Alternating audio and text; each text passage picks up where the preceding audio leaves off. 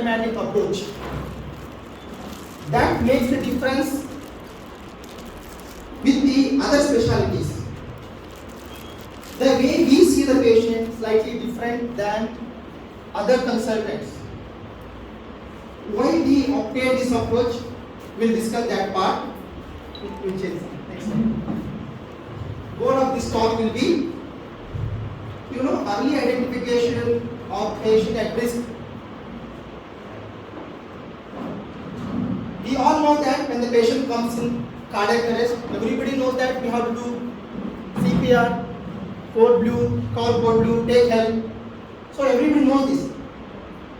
So everybody will understand or identify the cardiac arrest and recognize that and call for help. That's we all know. But when patient comes with breathing difficulty, yes, anybody can tell that this patient is at risk of worsening, he will go to ICU. That also we all know. But the problem here is when the patient relatively stable, come to ICU, come to emergency, come to OBC department, any department, surgical department, how to assess this patient and make sure that this patient is at risk for worsening or risk for progressive problem, how to identify those. That is the problem. So we'll talk on that and we'll identify the life-threatening problems. So our approach will be different. Why I told is we are targeting the patient, make sure that the emergency or life-threatening problem we are identifying and treating as early as possible and then and there itself. They make some difference there. And resuscitation of life-threatening problems. Not only identification, meanwhile resuscitation. That is the important. That's all. This only I talk about these 3 points. Next thing. So we'll go with one case. Even though I am taking one case, I just it is a prepared last 48 hours back. Just I'll change the case accordingly. Okay, so that you can involve all of you. So here is the case. Mr. Swami, 65-year-old, 70 kg patient, known case of diabetic, hypertensive ischemic heart disease on irregular medication. He underwent CABG 3 months back. He is admitted with general weakness since 3 days, fell down in his bathroom and injured his head, brought to emergency. You got a call from here. Who is emergency doctor here? Yes. You just know you came, I will call you only. What you will do this patient? Okay, you are in the, where is your doctor's room? Nearby. Very nearby. Okay. You are in the, your name madam? Deepika madam is there. Nursing staff will calling this person, sir, one doctor has come, 65-year-old. She is telling, she is very good nurse. She is telling diabetic, hypertensive, IHD. Okay, CABG 3 months back. Generalized weakness. He has come here for general weakness and slipped and for injured his head and came to emergency. Okay, you are in the doctor's room. My question for you is, if time permits, Deepika madam, right? If time permits, before attending the patient, what do you think the possibility of generalized weakness in this patient? Be interactive, no problem. We are all learning. No problem. Be interactive. Make sure that we do some problem here, we will correct ourselves. Okay? It is just a case, no problem. Please madam. What you will do now? Deepika madam.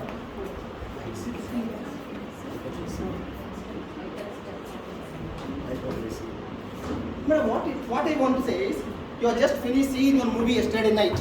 Okay? You are with another doctor. Who is another doctor? Okay. 2 doctors are discussing about one movie. Some movie is there, no? Like, what is that movie?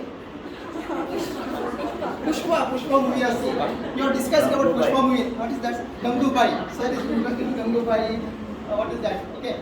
So, you are discussing, between discussion, staff is coming and asking, what do you think? You are coming to the emergency. Before coming, I want you to think about the patient. Why I am telling this word?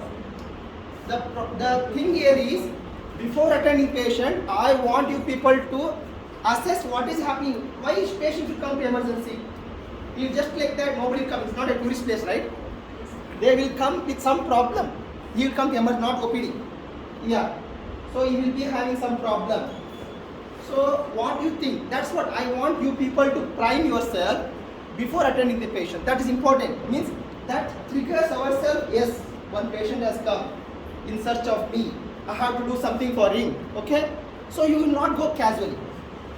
That casual attitude goes from the moment you hear from staff. Okay? I want you to assess what maybe the problem is. Fell down, maybe possible head injury, right? Stroke. Hypoglycemia, very good. Huh? Hypertension, very good. You just think, what may be the problem? Just think.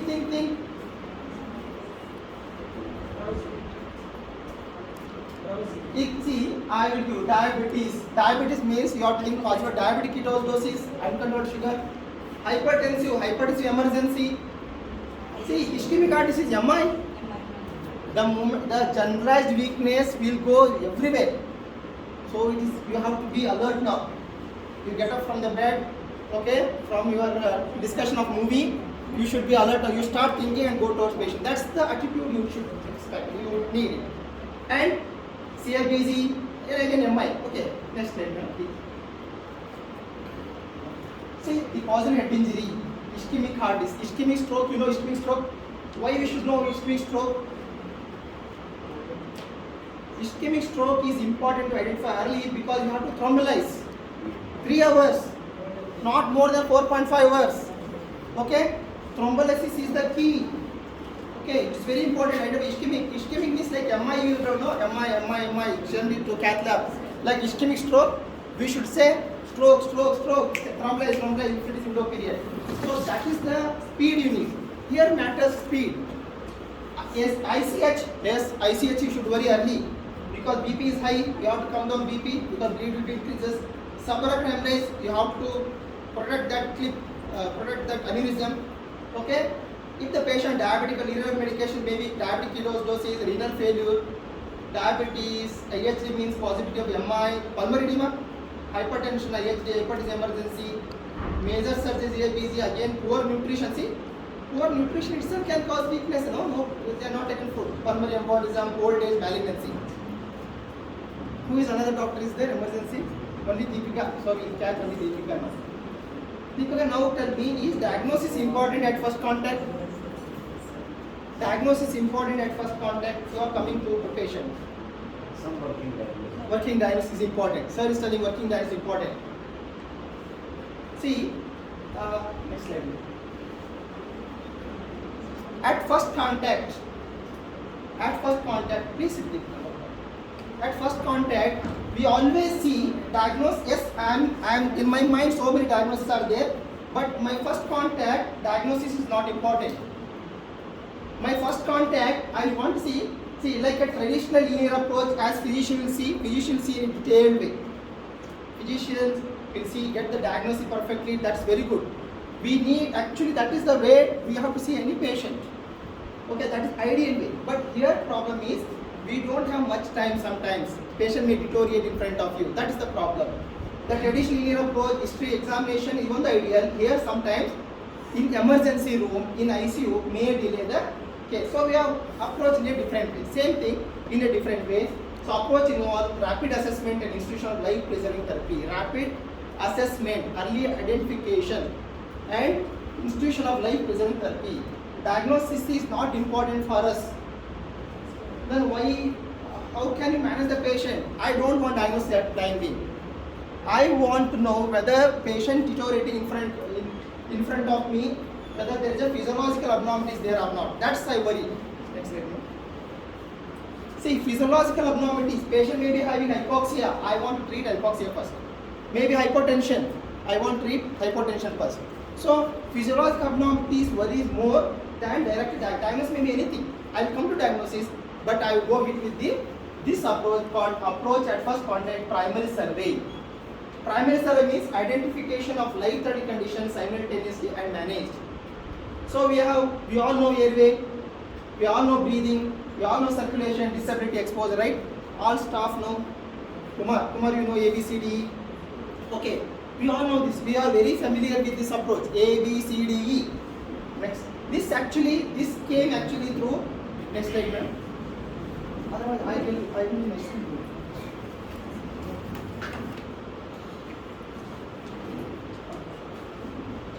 So, sorry. what is happening here? We got it from this trauma actually. This is ATLS, some of the photos are taken from ATLS book. The ABCD of trauma care identifies life-threatening conditions simultaneously managed. You know trauma, we have, even trauma, you know how patient deteriorate in front of us. There is something called airway maintenance along with the cervical spine production. You have to maintain airway along with the cervical spine. That is very important. Okay, breathing and ventilation, circulation and hemorrhage control. I will discuss that part. Disability and neurological status, exposure, and this same thing we extrapolated now in ICU, routine ICU. Okay, this is called ABCD of trauma or primary survey of trauma. So, why we need this? Why it has come ABCD of trauma? Because whenever accident happens, no, timing is crucial. A systemic approach rapidly and accurately applied. Bimodal motor distribution means most of the patient after trauma died at the spot. Why? Maybe head injury. Why? Thoracic, maybe some major problem. I discussed that part. Or on arrival to hospital, or first hour of admitting to hospital means first hour is the main thing. First hour patients are dying more. If the patient survive in the first hour, he will anyway go to ICU and he will end up with ventilator if he is sick, end up with ventilator and all, and he may die later if he is sick. So this is called bimodal mortality distribution. Bimodal mortality. So first when I told about first one hour patient means at the spot death nobody can do. That is called primary injury. Usually there will be vascular injury will be there, aortic injury, vascular injury, tracheal injury, very major injury will be there. Nobody can do everything. Primary injury is very difficult to reverse. But when patient comes to IC hospital, emergency, he can treat the patient with the identification of the emergency or identification life-threatening problems. This is how we came into picture. That is, what is that? Golden hour concept emphasizes the increased risk of death and the rapid intervention of during first hour of care during following major event. Same thing we are extrapolating to now ABCD of critical care actually. Yes, we can save the lives. You can save lives by systemic approach of ABCDE. So my next question is, patient is in front of you. Deepika madam is coming and seeing the patient. I want any of you to assess the patient within 10 seconds, patient is okay or not. Why I am talking this 10 seconds? See time, how I am talking about timing. I want to see just patient and see patient okay so that I can buy some more time to talk to attenders exactly what happened. If a patient is not responding, I have to start code 2. I have to start cardiac CPR and all. That is completely different. Okay, I want to assess in 10 seconds, is airway, is breathing, is circulation. Is it possible? Kumar, is it possible? Madam, you have to be interactive. Otherwise, I will get bored. Within 10 seconds, how to assess the patient is yes, ask the patient name. Ask the patient name. So, ask him what has happened. The moment tells his name, means he should be conscious. I am telling his airway is okay. How I am telling airway? He is able to talk. Kumar, tell me my airway is okay or not. Get up please, tell me. How you know my airway is okay? What is airway? What is airway? Get up. What is airway? Huh? Passage, very good. Pathway. Anybody? What is airway? ABC, everybody should know. What is airway? Okay, she told correctly, it's a pathway. Correct, path. Air is going through the nose or mouth, through the oropharynx or nasopharynx, trachea. Okay, that is airway. If he is able to speak means he can generate some intrathoracic pressure. See, I am generating some intrathoracic pressure while I am speaking. The moment pressure increases, my vocal cord closes now. The moment vocal cord closes, I will start speaking, my vocal cord start vibrates. See how much thing I am doing now. A patient to talk, you have to do all these things. Means my airway is okay, he can able to generate intrathoracic pressure, so breathing is okay, and is answering your question, his circulation is okay because brain is okay, and is conscious, so disability, brain is also ABCD, brain is also okay. See, with ABCD I can identify within 10 seconds, but not completely. At least I know that this patient relatively okay, is not increased in cardiac arrest. That thing we should do. Deepika, okay? I know only your name, sorry. If you tell other name, I will cancel it. Please tell any other names. Okay? Jyoti madam. Jyoti madam is there. How we got it? So after seeing movie, she was in a movie mood. While coming walking, Deepika thought, oh, this may be the problem. When comes to the patient, she asked her name. What is your name? Sir, my name is Swami. What is your problem? I am having BP. This is enough. This is what you have to do. Attend the patient immediately. Don't say a patient is there. Don't do that. Never do that. Any patient comes to emergency ICU, just go and say hi. How are you? I'll come to you. I'll take care of you. These 2 words will make a lot of difference. Why galata happening in emergency ICU and all? Because of these 2 words. Nobody is attending immediately. You have to attend. Yes, sir. I am here for you. You have to. Nursing staff should do this. I will take care of you. These are the 2 words, magic words. Don't worry, sir. I will take care of you. If you learn these 2 words, your patient will be okay. That's you have to learn first. Now come to the 10 seconds now. So you know ABCD how to identify, right? Now come to the if satisfactory. If satisfactory, then primary survey starts here. What is primary survey? Primary survey means early identification of the life-threatening problem and treating then and there itself. That is primary survey. Not only assessment, treatment also.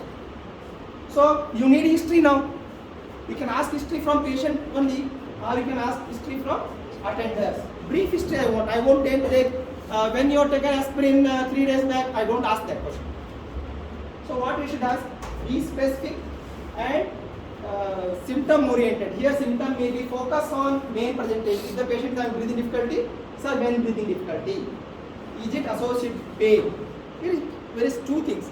Breathing difficulty, associated pain, MI, pulmonary edema. See, I want to go to lungs and heart there. If stroke is there, when you found this patient find normal. When you found this patient is normal, that word is important in stroke. If the patient is normal before sleeping yesterday night, then the stroke assessment varies. That will discuss that part. Got it, no? So what I want to tell is, ask the history specifically, like poisoning is there. What poison he has taken. Got it? So those words, coexisting problems. If fever is there, is associated chills. Breathing difficulty is there, associated chills, means pneumonia. Comorbidities, is this patient have diabetic, hypertensive, IHD, CABG, this patient. And drug and medication history, cardiac medication, hypertension. These are the very important things. It's not a full history actually. We are taking brief history, primary survey, and we want to write trauma here. Always wrote trauma. Poisoning. Very difficult to write poisoning. These are the brief history I am taking. Now the question is, usually these are the common problems patient comes here to ICU. It may be altered mental status, okay, shortness of breath, hypotension, chest pain, arrhythmia, abdominal pain, weakness, bleeding, trauma, post-operative poisoning. These are the 10 types. No? Any other symptoms are there when patient comes to ICU? Most of these trauma, breathing difficulty, altered mental status, chest pain, okay, breathing difficulty, abdominal pain, weakness, bleeding. These are the common problems. That's all. Our diagnosis is very narrow down, right? It is easy for us to treat the patient, not like physician. Physician have to think what? We have to think only ABCDE. Even every day-to-day practice in ICU, daily rules, I do only ABCDE. So the moment they gave me ABCDE, the topic I don't want to talk. Okay, next you will do, sir. So this is airway. That girl told correctly. This is airway, passage of air. I asked so many questions. What is airway? Sir, breathing. This chest expansion is good. Chest expansion is different than airway. Please remember that. So this is a non-obstructed airway. Air comes here through the nasopharynx, go to trachea. Here obstruction is there. Can you see this? Why obstruction? Any patient become unresponsive, sick is there, or unconscious is there because of some stroke and all. What happens is tongue will fall back.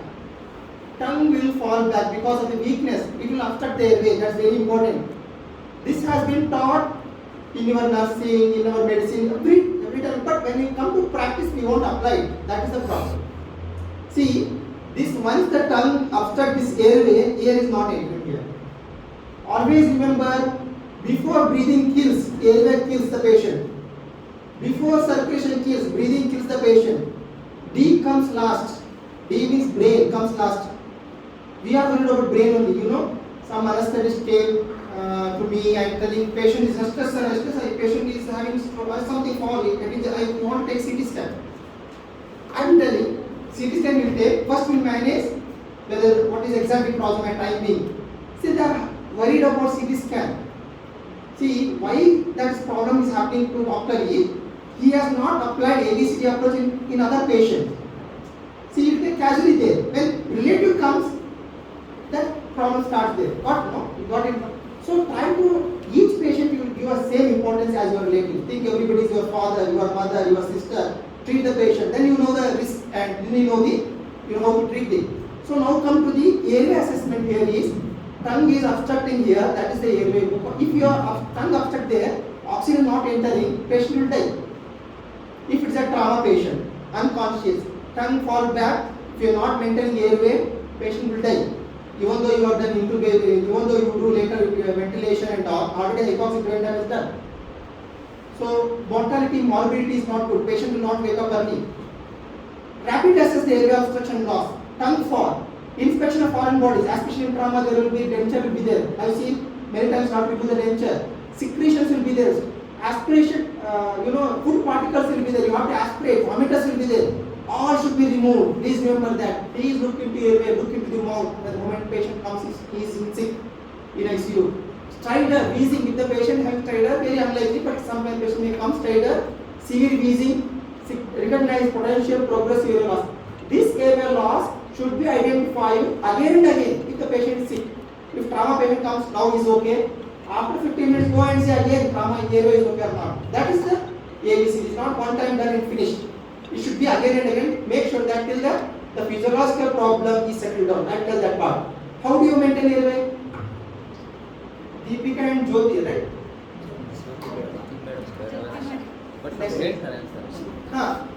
Now tell me how to maintain airway. It is very simple technique. How to maintain airway. It is not an easy big thing is there. I want you to understand this very simple technique so that in any patient before doctors come you can do this. If you want to do this.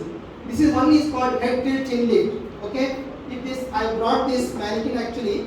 Why we brought this is the tongue is falling down. What I will do if the patient's airway is not okay, I just do like this. Or I can do like this. Head tilt chin lift. What is this? Head tilt chin lift. You can do this now. This is a very simple technique. Head tilt chin lift. Why we are lifting? The moment you chin lift, the tongue will come forward. That oxygen, the whatever you use oxygen, it will go to lungs. If you give oxygen, tongue fall is there, where oxygen go? Before putting face mask, make sure that airway is okay. Okay? Another one is head tilt chin lift or jaw thrust is there. In trauma patient, we can't do head tilt like this. We cannot do head tilt. Don't do head tilt at all. In trauma, what to do? Jaw thrust. How to do jaw thrust? See, the jaw should be pushed up forwards like this. Okay, like this. The person is doing here. He is just pulling this jaw forward. So this head tilt chin lift will make a lot of difference before doctor comes and see the patient. Try to get it done and do in your patient regularly. Make sure that patient is the patient unconscious. So this is the chin lift maneuver to establish airway. Okay, we can do like this also head tilt chin lift or jaw thrust. This is the jaw thrust maneuver we do in trauma patient. Okay, these are very simple things to maintain airway. Airway means you can maintain the patency. Next slide. Sir, I will do it, no problem, sir. Airway maintenance techniques are there. If you are comfortable, you can use nasal airway. Oral airway, nasal airway is there. This is the oral airway. Very simple, it is there in emergency, but I have never seen anybody using it. If the patient unconscious, if the patient is, you feel tongue fall is there, you can use this oral airway. I will show you later if you want such done. Oral airway. Nasopharyngeal airway, this is nasopharyngeal airway. Nasopharyngeal airway. This one will through the nose, but in trauma again don't put nasopharyngeal airway. These are very two simple things we can avoid airway non-patency. So now coming to the case study. You know airway is intact now. Patient is conscious, alert, oriented. What not? What does he want? Patient is airway is intact. Patient is tachypneic, not in distress. Pulse rate is 150, 159, 100. BP respiratory 28. Temperature 101. Saturation 93. 5 liters of face mask. Basal expectation means you have already Deepika has seen the patient. Now she assessed the patient. The airway is okay.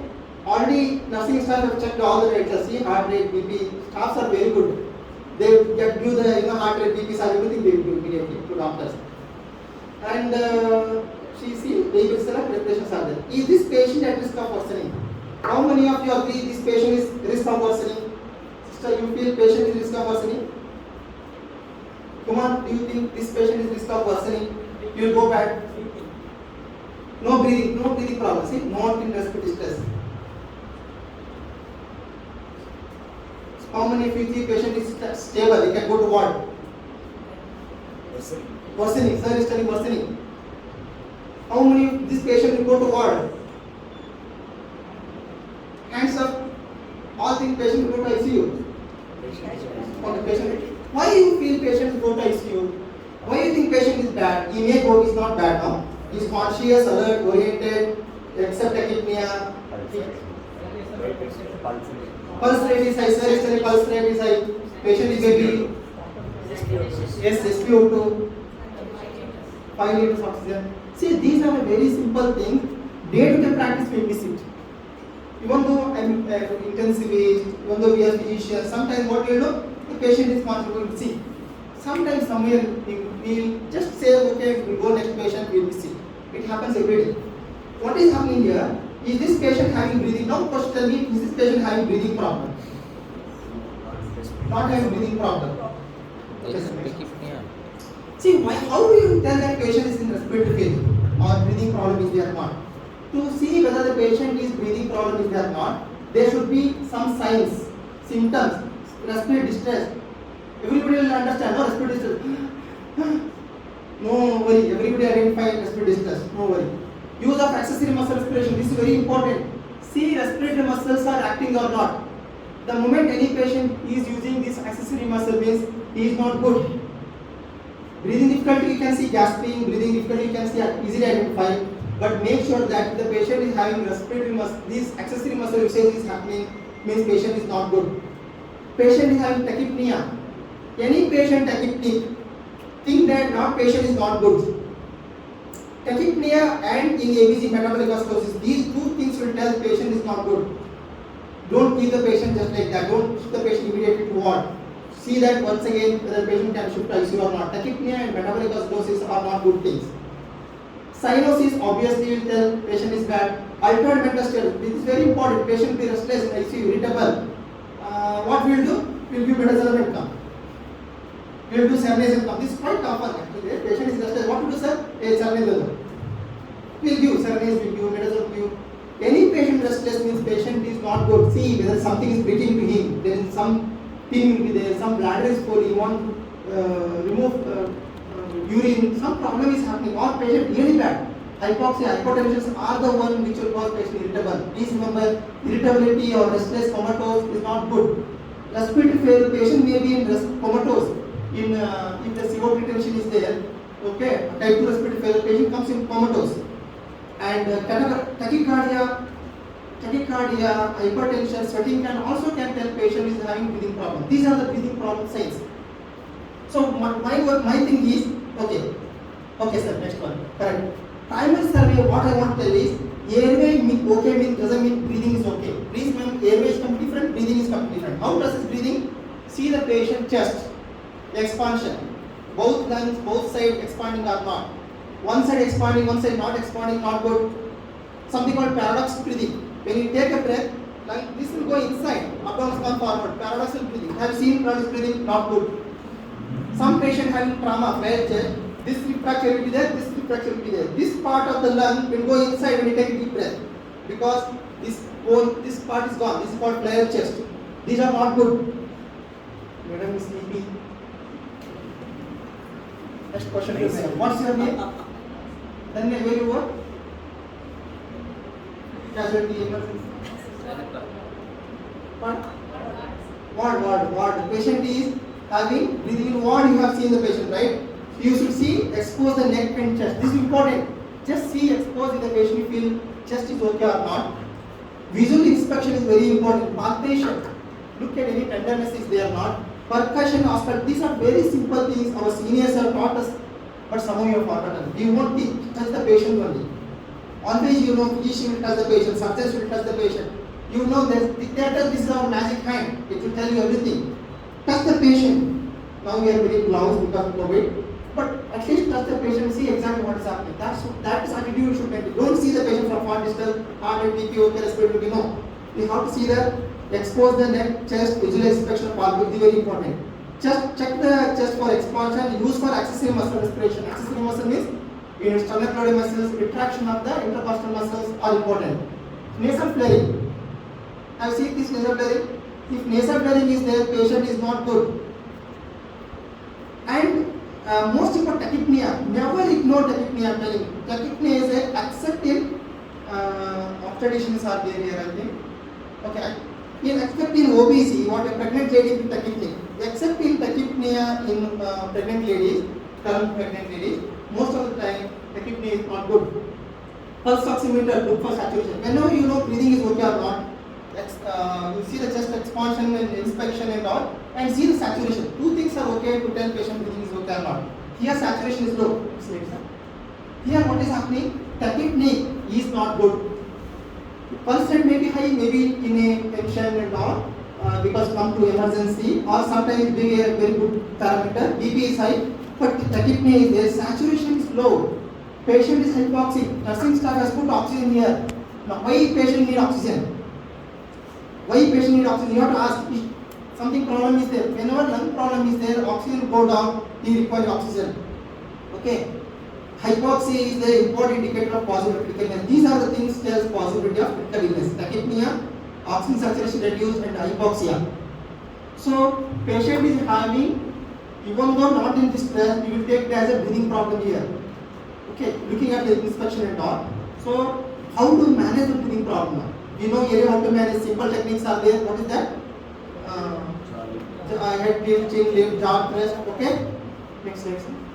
Okay. Oxygen. Always remember, the moment saturation low, give oxygen. We can give nasal oxygen. You are giving nasal oxygen, right? Mister, how much oxygen you give through nasal oxygen? How much you give? 15 liters? 2 liters? 3? 4? So that you should know. Please. Nasal oxygen one we are giving, no, we cannot give more than 5 liters. Sometimes what we will give nasal oxygen, keep 10 liters. That oxygen will be wasted. It's not useful. So you should know that some gadgets, every day you are using it, but some awareness is lacking here. So whenever you use nasal oxygen, use or 2 to 4 liters, not more than 5. If you want 5 liters, use this mask, face mask. My suggestion is use this mask, face mask with reservoir pack. This will, save the oxygen. Now in COVID we have lost a lot of oxygen, right? People are, midnight 3 AM we are actually searching for oxygen cylinder. That was the experience we had. So use oxygen reservoir so that the patient requires more oxygen. You can say you can maintain oxygen 85-90%, FiO2 80 to 90%. These are the venturi masks we use actually to know exactly how much oxygen fraction is going, FiO2. How much actually oxygen we are giving to use venturi mask. You can use that also, you can learn that also. This is about oxygen therapy. Or you can use NIV. I am going a bit higher side, but why I added this one? Keep bypass machine in the emergency. Till your doctor comes, patient has breathing difficulty. Okay, you can shift the patient to the ICU. One option is there, but attendance is not, not willing or taking time and all, or doctors is not coming. He is busy with other patient. What you can do? Simple CPAP, the patient is conscious, tolerating mask, simple CPAP and mask will be helpful at time being to make sure the patient breathing is okay. If the patient has breathing difficulty, breathing like this, distress, complete distress is there, oxygen coming down, what to do immediately? Why I am telling these things? Deterioration of the patient at any moment, at any step, prevention is important.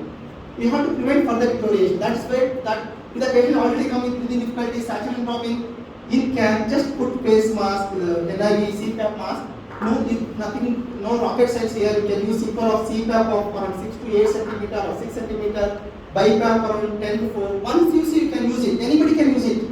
Even I am telling emergency doctors in peripheries to use this machine.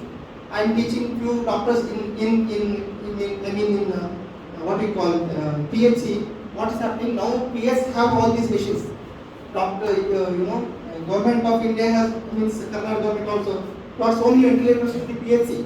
They are having these machines. If any breathing difficulty, anyway is going to, if you leave in the arrest, put the mask if you are not able to intubate. You don't know intubation ventilation, just putting this mask if the patient breathing difficulty improves. That all nursing staff in the emergency, in ICU should learn this. It's very easy, it's not a big thing. Just explain the patient and we can use it. Next slide. This is what the technique I am telling. If the patient is having, patient is stable, okay. In this patient stable, consider technique was there. If the patient having distress, BiPAP you can't use because patient is not, alert or oriented or you remove the mask or by irritable restless. If the patient is irritable restless, you can't use BiPAP or CPAP. Don't use NIV irritable patients. Irritable patient is a contraindication for non-invasive ventilation. Don't use CPAP, BiPAP mask. Then the option is only with the AMBU bag. Only with the AMBU bag. This technique we should know actually. It is again I am telling you everything is easy. It will be difficult for you. But at least what I want to tell is, see, whenever I ask AMBU bag, Kumar has brought AMBU bag like this. This is wrong. Why it is wrong? There is no reservoir bag here. If I ventilate with any patient like this, I give 40% of oxygen. If I put a reservoir bag, I can give 90% of oxygen. You know the matters? How it matters? Same oxygen? Just putting this. Don't give, never bring AMBU bag without reservoir bag. These are the very simple things. You should learn this. The sir is busy, doctor is busy, you want AMBU bag. What will you do like this? Patient here is already bradycardia. Time is crucial for us actually. If you do like this, he is trying to ventilate, but there is no oxygen only 40% oxygen. I want 100% oxygen. But always give with reservoir bag at least. How to avoid this is again a technique actually. If time permits, I'll show again. But I'm telling what are the techniques are in there. Next. Next, come to the intubation only if the patient has breathing difficulty. What I'm talking is, I'm talking about treatment for breathing difficulty. Okay. Patient is conscious already here, not require intubation. Our patient, Swami don't want intubation. But I'm telling the patient deteriorate. We can use CPAP, BiPAP mask. Still deteriorate. We can do AMBU bag. Then if you are comfortable, you can put a tube. Putting tube and connecting to end up intubation. Intubation only if you know only you should do it. If you don't know, call for help. As I told, use BiPAP mask. Okay. High oxygen therapy. Then call for help. Okay. Respiratory distress, hypoxia, hypercapnia. If GC is dropping down, bleed is there. Then ICP is more. You intubate this patient. Okay. So next slide. So intubation. One thing I want to tell, whenever doctor is intubating, give some, 10 centimeter of like this, bed, bed sheet, folded bed sheet like this. In that picture it is shown, no? So doctors will have difficulty in intubation like this. This is what required intubation. I am telling nursing staff actually, keep this because then only we can intubate easily. This is very simple thing. Why it is important? 2-3 attempts gone case, patient arrest. So it's not like anesthesia, we have a sufficient environment, we can intubate easily. Patient is now gasping, aspirating, okay? Try to, very simple things make a lot of difference. Don't worry about intubation, but this is the technique I am telling you. The patient has breathing difficulty, nasal oxygen. If that is not good, face mask oxygen with reservoir. Still patient is just CPAP, BiPAP mask. Still problem is there, AMBU bag till doctor comes and doctor will come and intubate. Next. This is the difficult airway. If difficult airway management actually, if doctors are there, you can go through this. I will skip this. Next. These are the gases you know in the difficult airway. This is called laryngeal tube. Next. This is LME. Keep the LME mask in your difficult airway. LME can anybody can put. If you don't know intubation, you can put LME. Just it is like a told them to bring actually. Just like holding like this and putting into the heart palate, pushing it downwards. It's very easy. These are very simple technique. No need to, don't know intubation, don't do it, but you can use LME. This is also very easy technique. This is common. These are the tubes used by non-medicals, means paramedicals. These are the tubes used by paramedicals. Anybody who can't, you all can use in emergency. If you know how to use it, you have a confidence to treat the patient. If anything goes wrong, I will treat this patient. If that confidence is there, you can manage any patient. Next please. In trauma, now I will talk about trauma. Patient has come here, okay, I told patient is having slip and fall, head injury is there. Whenever trauma is there, assessment is slightly different. Okay, what you should do, don't intubate suddenly here. Intubation ventilation can aggravate pneumothorax. Always rule out pneumothorax in trauma. Trauma, pneumothorax is a killer. You can't see but patient will die. Pneumothorax is a killer. In trauma, 4 killers are there, emergency killers. Emergency killers, how I am using the word, sorry. Pneumothorax, hemothorax, flail chest, hernia, diaphragm hernia, and pericord component. These are the 5 killers are there in emergency. The patient comes to trauma, comes to in ICU or emergency. Please remember, try to rule out this. If you are able to rule out this, patient is stable at time being. Okay? How to rule out pneumothorax? These are the things. You can see this picture. I will show next slide. This is pneumothorax. What happens now? Pneumothorax, air accumulates in the pleural cavity. Can you see this? Air accumulating in the pleural cavity. This is compressing the lungs. Correct, no? Even though you are giving oxygen, you are doing head tilting, oxygen you are giving, oxygen going here, but lungs are not good because not able to take oxygen because lung is completely compressed because of the air. Okay, next slide. This tension pneumothorax in emergency basis. How to identify tension pneumothorax? That's important. I told patient having breathing difficulty, tachypnea will be there, distress will be there, access muscle usage is there, correct? Just hold your hand on the chest. You can see capitus. Capitus you can see. Surgical emphysema you can see the air under the skin most of the time. Nothing but there will be already rib fracture is there, air is entering into the pleural cavity. Very easy. Most of the patient will be sick. The patient is dying means we can identify signs easily. If the capitus is not there, look at the veins. Engorged veins will be there. These are full. It's easily what you are seeing. No, it's full. All engorged veins will be there. And if you see the expansion of the chest, this chest will be not moving only. Only this part will be moving. Chest expansion not be there. Pneumothorax. If you auscultate, no air entry here. Pneumothorax. Okay, if you do percussion, hyperexam no. Pneumothorax. Pneumothorax is a clinical diagnosis. No need of X-ray here. If the patient is dying because pneumothorax, we can identify there only. Answer here is, this is the very simple technique. One needle we are putting it in the second intercostal space. Any trauma patient, this is doctors coming, take time. These are life-saving measures. Anybody can do it. Only we need some understanding and learning. This is one needle. What we are doing? We are putting into the second intercostal space. What are the air? Let it come out. Next slide. Then what we are doing? Then what we are doing? We are putting ICD. Then expert should come and put ICD. Expert means what? Emergency physician can put ICD. No need of cardiac surgeon. Earlier used to wait for cardiac surgeon. No. Because they are very busy in their OT. Okay, they can't come in emergency. Patient can die, I tell you, he can die within 2 minutes if you are not treating pneumothorax. He can't come from OT or somewhere, 2-3 minutes to be done. So you have to, ICD can be put by one doctor, by ICU doctors. Okay?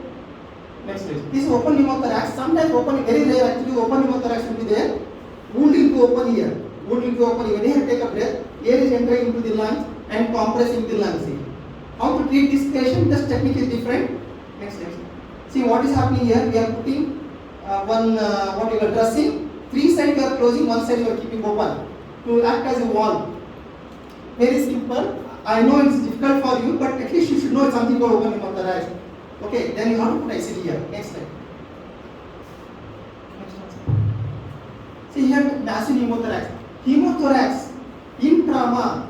Please remember, in patient coming with RTA, head injury, trauma is there. He is dying, means he is dying because of most of the time he is bleeding. Blood loss, bleeding is the most common cause of death in this patient. So pneumothorax is the one concealed bleeding we won't identify. Again, same thing here. Chest is not expanding. Okay, this all are full. What you call this? Veins are full. Capitus may be there. If you auscultate, if you percuss, there will be dull note will be there. Okay. Dull note will be there and no air entry. Okay, now we have a beautiful ultrasound. We will do ultrasound within few minutes and we will put ICD. Pneumothorax to identify ICD again. Next slide. Others, these are very important. Next. This is the flail chest. You can see here flail chest. One part of the lung, if flail chest is what? More than two sides, it should fracture. Okay? This part of the lung moved up inside when you take a breath because it is gone. It is not having connection with the other. This flail chest can kill if you not identify early. Okay, next one. This is hernia. This is very difficult to identify. We saw just 1 month back. I saw one patient like this. Same thing. Diaphragm hernia. At 3 o'clock, the doctor is sending CT. No pneumothorax. I told him to put ICD.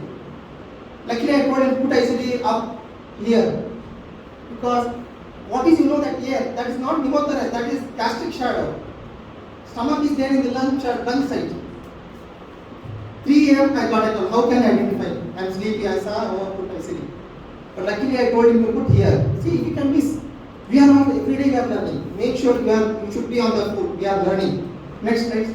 This is pericard tamponade, not seen properly. Pericard tamponade means around the heart, pericardial space is there. Blood will be collected in the around the heart. You start collecting more, what happens? Heart will not contract. You will die at the spot. Identification is very important again. Difficult one again, same. Heart, this lungs full, veins are full, S1, S2 can't hurt there. Difficult one, but we can train in that direction at least. Next slide. So this is in trauma. Circulation, how to identify? Now we know ABCDE, we know how to identify the patient conscious, is able to speak, airway is okay. Breathing, you should be having, you should not have nasal flare, you should not have unnecessary muscle usage, not in distress, not in tachypnea. Now that is breathing. A, B. C comes to the circulation. Most important thing is circulation.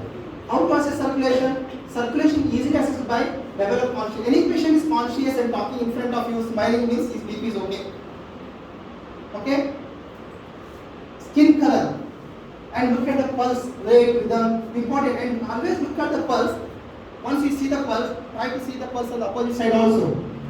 You always see, doctors we see only one side pulse. Sometimes in emergency, if you not identify the pulse on the other side, you may be missing cardiac dissection. Clinical findings are very important, but we have to think in that direction. But okay, now how to identify circulation is not okay. Airway breathing, how to identify circulation is not okay. Altered mentation.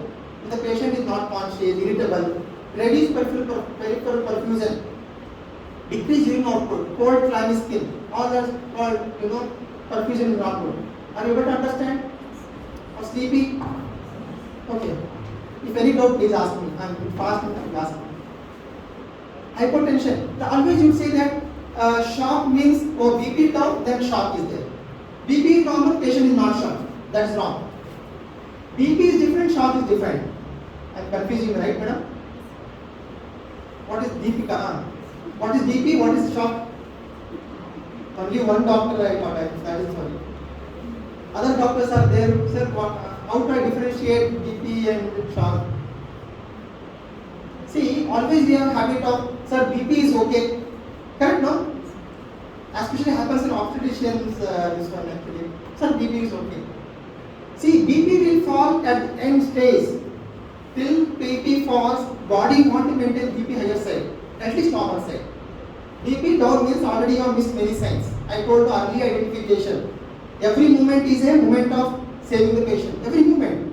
If you lost few moments, but another moment is there to save the patient. Okay? See, hypotension, normal BP does not denote shock. Shock means what Shock means hypoperfusion. Shock is not low BP. Patient may be having, all young girls are there, small that you please get up. Get up. You know what is a BP? 90 by 50. You see that hypotension? She is smiling. See the beautiful smile. Means I am telling, look at the patient. If the patient is smiling in front of you, even the BP 90-50, don't start giving pumping fluids. Got it, no? Clinical examination I'm talking. Please sit down. So that's BP. If sometimes BP may not be shocked. BP is normal, but patient will be shocked. BP is normal, but patient will be shocked. Why means any problem happens to the body, catatonic surgery will be there, adrenal comes and start contracting the vessels, BP goes up slightly. But I heard that candle ಜಾಸ್ತಿ ಉರಿಯುತ್ತೆ ಬತ್ತಿ ಹೋಗುವ BP will go up. So that's the thing. So What I am telling is circulation. Circulation means, see how to identify circulation? Consciousness, alertness, ask is urine output okay or not, peripheral is cold, sign is skin you can see, and again heart rate, tachycardia. Tachycardia is very good sign. Before BP drops, tachycardia will be there. Tachycardia don't neglect in such patients. Circulation while assessing. BP, then the peripheries. So what I want to say, how to assess circulation at the bedside, you can ask these things. After it is, how to manage this? No problem. How to manage circulation? Now BP, imagine patient BP is low. Now airway you have done. Happy with airway? Happy with breathing? Now circulation is low. Hypoperfusion is there. You can, how to identify hypoperfusion? Take ABC. Try to do, if the patient is sick, try to do ABC. If the ABC is metabolic acidosis is there, lactic acidosis is there, patient is hypoperfusion. Okay. See, BP is down now. BP is down. What will do now?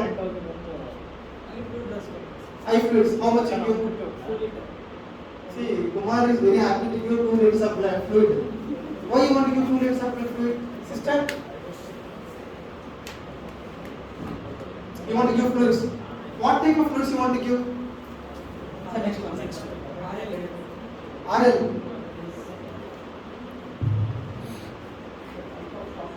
Types of shock. We'll discuss this later. Next slide. Okay, I will go by slide for the backs and back. So first you identify what type of shock it is. We have 4 types of shock. Please remember. Hypovolemic shock, any patient with the loose motion, vomiting, or blood loss, upper GI bleeding, ulcer bleeding, or hemorrhagic shock. These are called hypovolemic shock. Another one is cardiogenic shock, MI, pericardial tamponade, okay? Myocardial contusion because of the trauma can cause cardiogenic shock. Distributive shock, what is distributive shock? What is that? What is this? Very good, tell me, what now another student is there. Very good. What's your name? Abhinandan, tell me, distributive shock, example. Huh? Why? Yes sir? Distribution. What is it? Septic shock. Septic shock because vasodilatation, fluid will go up peripheries. Anaphylactic shock, distributive shock, and spinal shock. Spinal injury is there. Periphery will become vasodilated. Spinal shock. These 3 shocks are important. Distributive shock. Obstetric shock is the one because of pulmonary embolism, obstruction, pneumothorax, obstruction, pericardial tamponade obstruction. These are the things. You should try to remember this. How to treat now I will tell one by one. Okay. I will tell hemorrhagic shock, hypovolemic shock. Patient is having, trauma, bleeding is there everywhere and all. How do you treat it? You want to give 2 liters fluid. Anybody want to do something? Huh? Blood transfusion. Most important is in trauma is mantra is stop the bleeding. Stop the bleeding, stop the bleeding, stop the bleeding. Always remember this. If the bleeding from the scalp, ask staff or you can do it, gauze piece and press there. If the bleeding from the hand, pressure. If there is a fracture of femur, splint, put something, whatever you got. People in villages they hold some 2 sticks and hold with the towel or punch it. That's all good actually, That is called splinting to stop the bleeding. Okay? Whenever bleeding is there in front of you, trauma patient, superficial whatever the bleeding is, just stop it. Sometimes there may be arterial bleed. I think this is arterial bleed actually. Venous bleed will nicely continuously oozing. Application of the pressure over that area is sufficient. So mantra here is I told stop the bleeding. Sometimes what we'll do, if the patient has BP is 90 or 80, bleeding like a postpartum hemorrhage or trauma bleeding is there. What we'll do, we'll pump the fluids. Like 2 liters of fluids. Good, you can give fluids, 1 liter, 2 liter, okay. But if you give more and more fluids, it will be harmful. What happens? If the bleeding continues inside or outside, if you give more and more fluids, what happens? That's called coagulation factors, to clot, that will be diluted. Dilution of the clotting factors, as well as imagine upper GI bleeding, blood vomiting patient has come.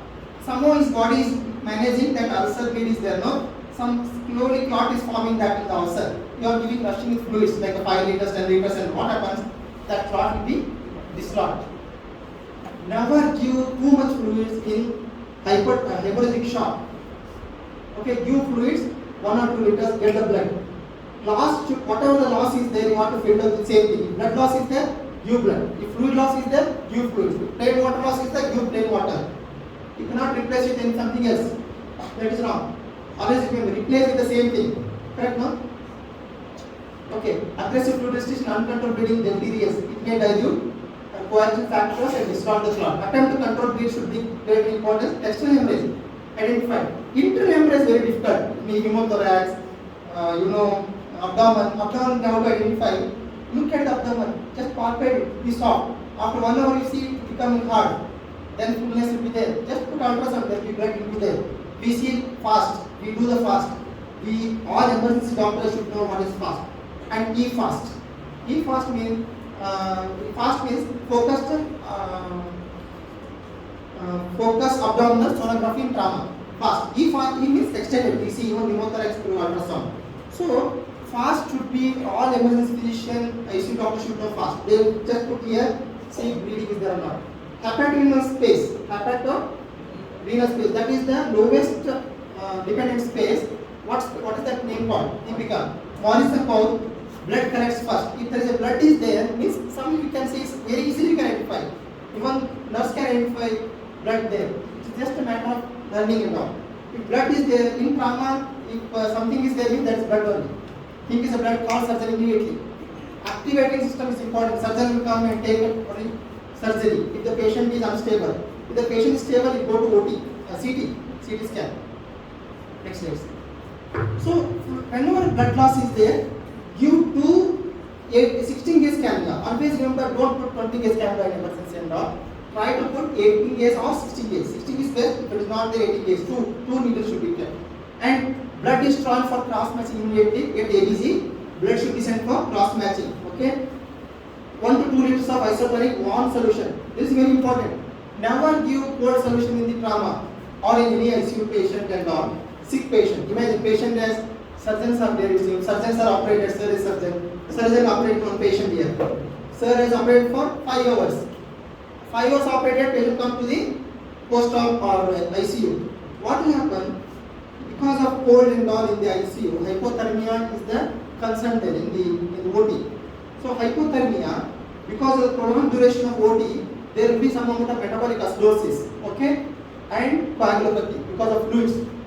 These three called death triad. What is called? Death triad. So patient should be never hypothermic. It can kill the patient. In trauma, in any post-op patient, in any sick patient, don't allow patient to be having hypothermia, acidosis, coagulopathy. These are all three factors come together means they will kill. This is called death triad. Okay. Prevent hypothermia. How? Give warm fluids. Don't give fluids kept in the fridge. You are not giving, right? Outside also make sure it is warm. Okay. These are the fluids. Which one you want to give?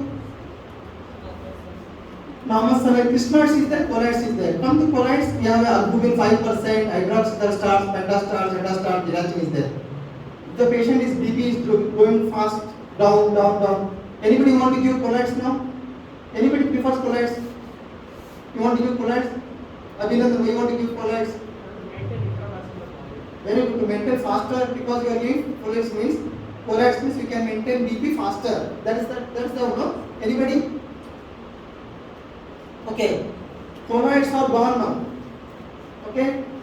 We as I am anesthetist, I used to use in my medical college, used to use all this pentastarch, endastarch and all. No colloids. You can use maximum albumin only. So colloids are ruled out. Don't use MSL, pentastarch. I think senior nursing staff may be knowing this. MSL, do you know? Nobody is knowing. Better we leave it. Okay. So earlier we used to use these colloids. Now we are not using. If you want, you can use only 5% albumin. That's it. No colloids. Coming to the crystalloids, we have normal saline, river lactate, okay, dextrose, 3% normal saline, 7% normal saline.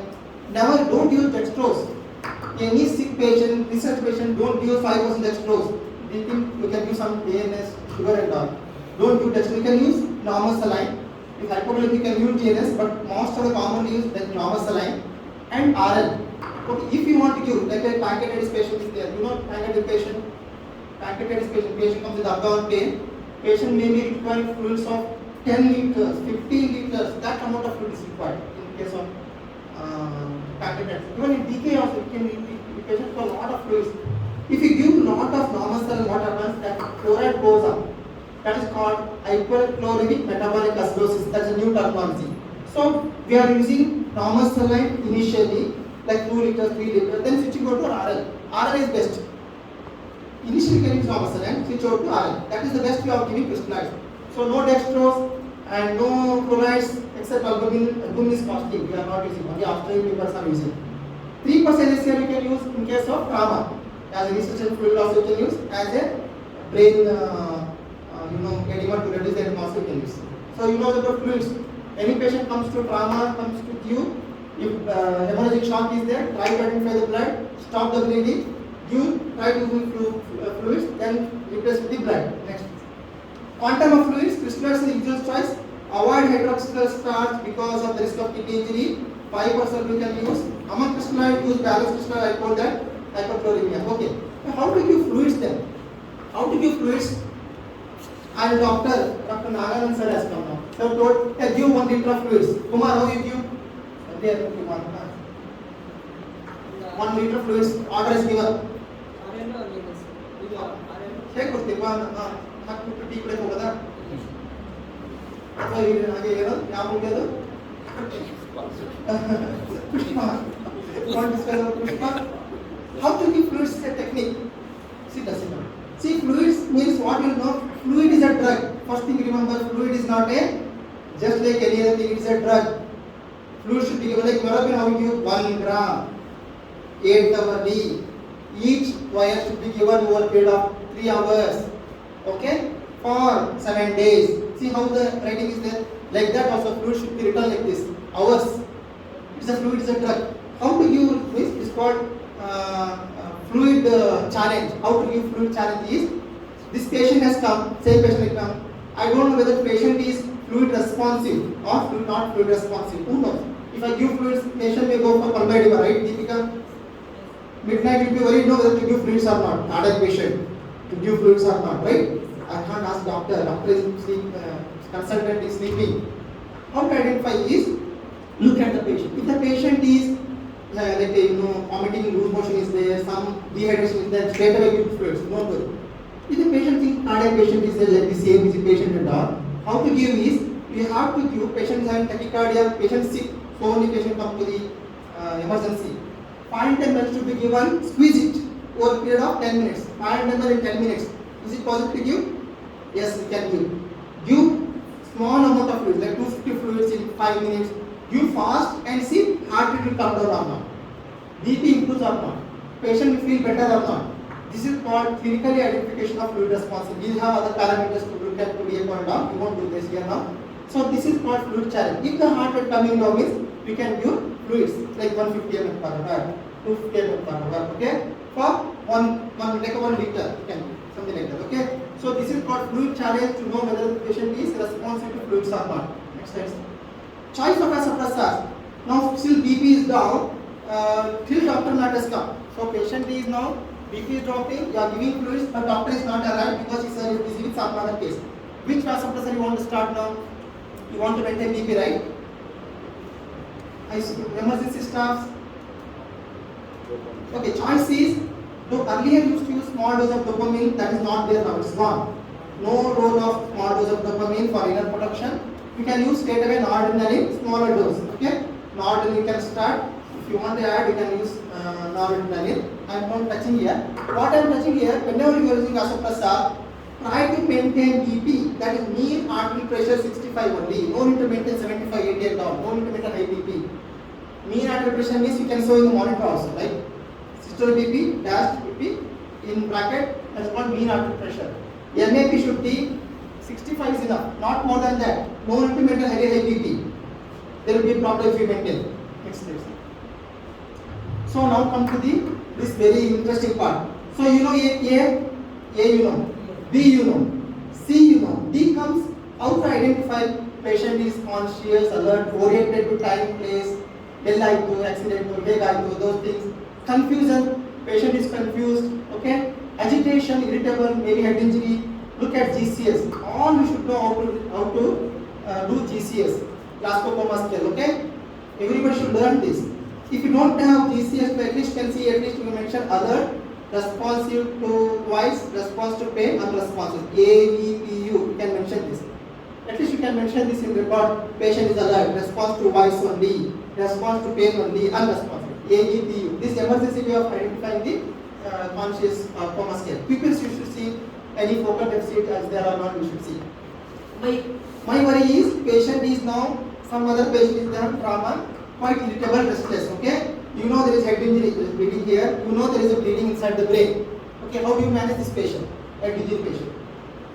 Call neurosurgeon. Deepika, you call neurosurgeon? Yes, obviously you should call. Before that, what we can do? Abhinandan, any other doctors? This is a simple mistake, next stage.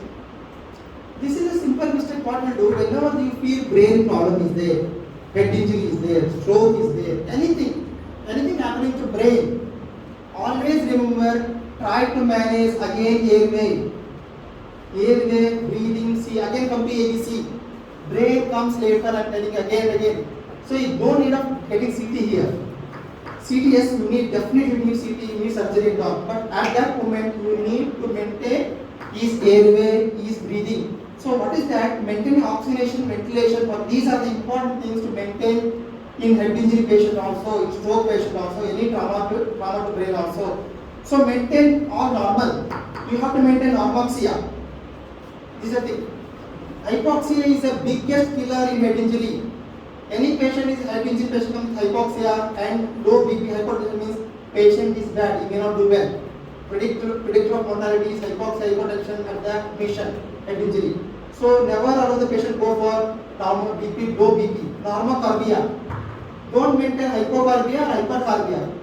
Okay, normocarbia. I think normocarbia. Don't give, I think, cold fluids and all. Normocarbia maintain. Can calm and guiding to this patient how we should manage it. Intubate, ventilate, calm down, sedate, then take to CT. If the patient quite restless, irritable, what will happen now? ICP is significant, you are harming the patient. Whenever neurosurgeon patient or neurosurgical patient or trauma means stroke patient with restless means main management is intracranial pressure management. Management of intracranial pressure will start with the ABC. Okay? Calm, sedate, relax, intubate. Next. Then expose an environment. This is the important thing. A done, B done, C done, D done. E means expose. Expose and see what is happening. Imagine if you are managing a patient, trauma patient. If you not see the abdomen, if his abdomen distending and all, you will end up giving only fluids, blood, starting all and then patient will die because bleeding continuously in the stomach. See the abdomen, pallor, cyanosis, diaphragm flushing, abdomen distension, palpate, bleeding. So expose and see. Sometimes what will happen? No, a patient will have high grade fever, septic shock, growing shock, but we are giving all meropenem, everything we are giving patient not settling down. But nobody has seen there is a febrile dialysis line. See, exposing patient, seeing exactly what is there, we can make a lot of difference. Completely examine the patient, undress the patient and exam. That's important. Everybody should do this. Next. Sometimes in trauma there is a injury here, back side. If you miss it, patient gone actually. Under the patient should be, and trauma patient should be covered with the warm blankets. I told you, hypothermia is a killer in trauma. Never make patient hypothermia. Eye fluid should be formed. I told that. Oh, come to next. Our patient now. Patient is conscious, alert, oriented, tachypneic, not in distress, tachycardia, BP is high, tachypnea. Another 5-6 slides are there. Is it okay now? Yeah. Tachypnea, the saturation 93, 5 liters, bibasilar filtration, abdomen distended, warm peripheries. Now tell me, after understanding this class, what are the key examination findings indicate patient is critically ill? We all thought patient will go to ward, some told to ICU. I thought, okay, patient is tachypneic. Next slide, sir. So in this patient, why the patient go to ICU? I am telling you, patient is tachypneic. Never miss tachypnea in the emergency, in the ward. In the ward, I am telling you, I never mentioned that. In the ward, staff should see this. Any patient tachypnea, alert your physician, alert your clinician. Okay, hypoxia. Now, don't take hepatitis easily. Later, hypoxia become difficult to treat the patient. What staff should identify this? Tachycardia. So make sure. Don't copy the numbers. Morning staff written heart rate 90, BP 130, 80, saturation 99. Afternoon staff also same thing. Nights also same thing, right? If it is busy, very good if you are not doing. But if it is busy, it will happen. I can understand because sometimes if busy, quite busy, will replace same word. Then never do that. Try at least go and check the first because we are here to treat the patient. They have come for us actually to get treatment. So febrile indicates infection in this patient. Temperature was high. Abdominal distension indicate abdominal problems. Warm peripheries may indicate sepsis. See, by looking at the patient, warm peripheries, I told you that it may be a patient with sepsis. So we thought patient is head injury, everything, but is patient going towards sepsis now? Still not convinced. Your senior resident will come. Tell come Deepika. What patient is quite conscious alert? What is this technique? Shift to what? He will tell. How do you convince him? You have to convince your senior now. This patient is not good. You should go to ICU. Why you are telling again and again?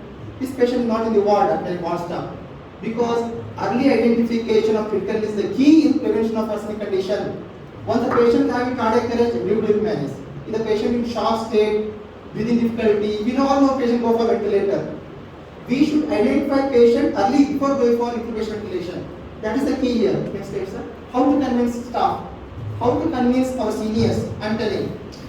Maybe your physician on the call or Raghunath is on the call is there. No, the patient is conscious of that. Leave it. He may tell. But you have to take his previous documentation. He was operated 3 months back, right? Take that history. See, heart rate how much is there, BP how much is there, saturation how much is there, respiratory rate how much is there.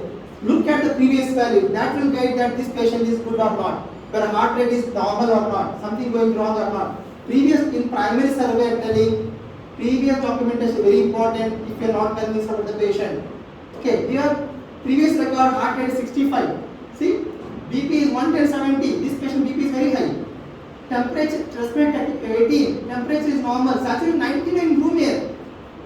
Earlier saturation 19 room air. Now saturation 93 with oxygen means patient is not okay. Something acute problem is there. No vessel filtration. Abdomen not distended. Next please.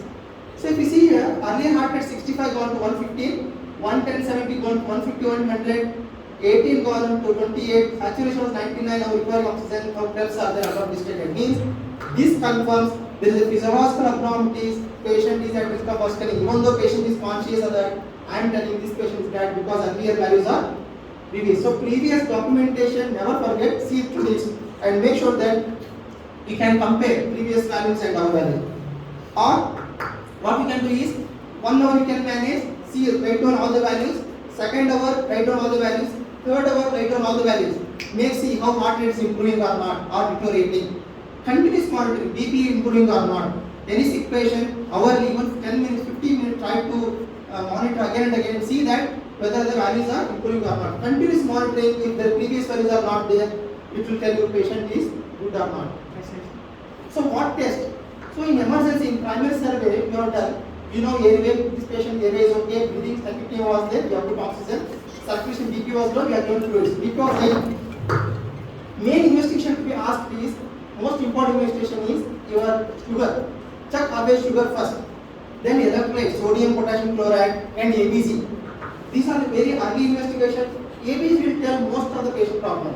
Whether that patient is having, you can even get the electrolytes also, or you can get even lactate also now with ABC. ABC is very useful to diagnosing any patient along with the renal and complete blood count, chest X-ray. These are the investigations are very important. In trauma, you have to use trauma protocol, that is chest X-ray, spine X-ray and pelvic X-ray. These 3 X-ray must in trauma because chest X-ray we can miss pneumothorax, and pelvic X-ray because patient may be having concealed bleeding there. Patient having bleeding from that pelvic fracture. Fast is the one important thing in diagnostic studies in trauma. Any patient in emergency and ICU should know fast. First means it doesn't mean what is that? Ultrasound. Next time. So secondary survey means what? Secondary survey, once you know the ABCDE, okay, you do secondary survey, you can examine everything, head to toe. head examination, neck, chest, everything we will do. Examine respiratory system, cardiovascular system, abdomen system, renal system, musculoskeletal system. We will come step by step. But before going for step by step secondary survey, make sure primary survey is done and reassess again airway breathing circulation is okay or not. Again and again reassess till the patient is completely stabilized. Establish a station. Take in secondary survey. Now we can take all the history like a past history, comorbidities, how long diabetes is there, how many heart problem is there, previous documents, drug history, family history, psychological factor, psychosocial factor, and head-to-day examination, head-to-toe, complete physical examination, respiratory system, cardiovascular system, abdomen, all. So secondary survey is detailed examination. Next slide. This patient, last slide. This patient detailed, while taking detailed history, you are taking detailed doing secondary survey. After 20 minutes, now patient is restless. Pulse rate 125, BP 160, 100, respiratory 34, temperature 101, saturation 87 now, 10 liters. Crepitation worsened, abdomen same. Hemoglobin report has come. Your nursing staff is good, they already got the report. After 20 minutes, hemoglobin 12, counts are 18,000, sodium is okay, potassium is low, blood urea 78, creatinine 1.8. What do you think? We told patient will be bad, will go bad, now patient has gone bad. If I identify this patient at this point, means it will be easy, difficult, you have to intubate this patient, management will be difficult. If you manage the patient early only, already expert is there in front of you, he will manage. So calling for help is important now. So here ABC is PH is okay sir. ABC showing metabolic acidosis. These are the data interpretation. Whenever you ask some investigation, make sure that you read the data. Go and collect the report and read yourself and treat accordingly. Next question. So patient condition worsen now. So what we will do now? We again reassess the primary survey. I told again assess the airway. Intubate if the patient is not maintained airway. You can do oxygen IV, BiPAP, human monitoring. Now we can site of the care. You can say straight away. We can shift the patient to ICU. We can shift the patient there also.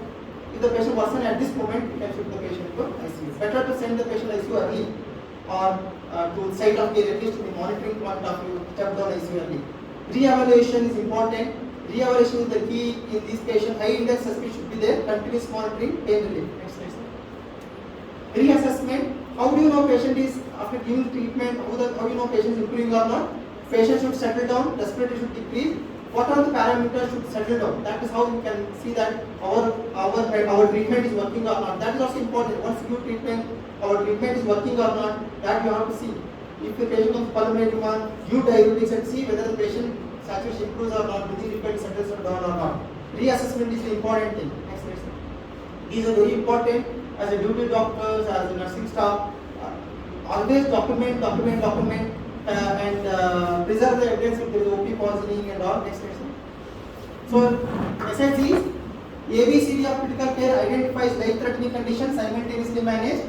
Addressing life-threatening physiological disturbance, as we told us, physiological disturbance, and reviewing the response currently, and identification and treatment of underlying condition is the key. This is the message. Means diagnosis is not important. Early identification and management of physiological abnormalities is very important. Thank you. Any question?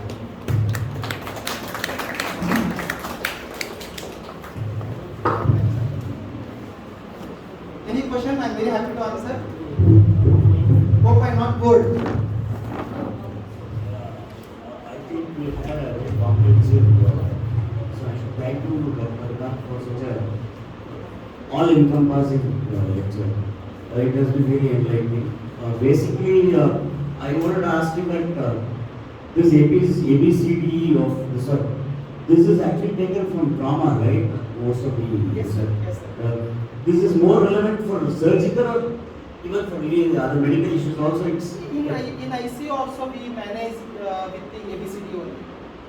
Any patient coming to ICU, first 10 seconds we ask his name. We know, make sure that patient is okay time being. Take a brief history and come back to the patient and start managing airway. If the patient is not maintaining, we intubate straight away. Or breathing, either BiPAP mask or even diuretics accordingly, and circulation. We will go ABCDE in every day to practice. Even in rounds also, in ICU rounds also, what we are doing is, we all think ICU rounds, what we are doing, we are, even in ICU rounds also, we are managing each patient ABC. Always I will see A, B, C, D, E, then comes head, chest, abdomen, systematic examination. So this always you do, sir. It is not only one time assessment, it is everyday assessment also. Same patient. That was really good because I think the staff, particularly you, would have got a real wealth of knowledge about understanding how to manage a critically ill patient. And this perhaps will form the basis for the quiz subsequently next week which we will be having. And I think we have had a good recording of the session also, which can be circulated amongst you. You could discuss with people, Kamakshi too also can make use of it. And we thank Dr. Raghunath for such an extensive approach to this topic. Thank you, sir. Thanks a lot.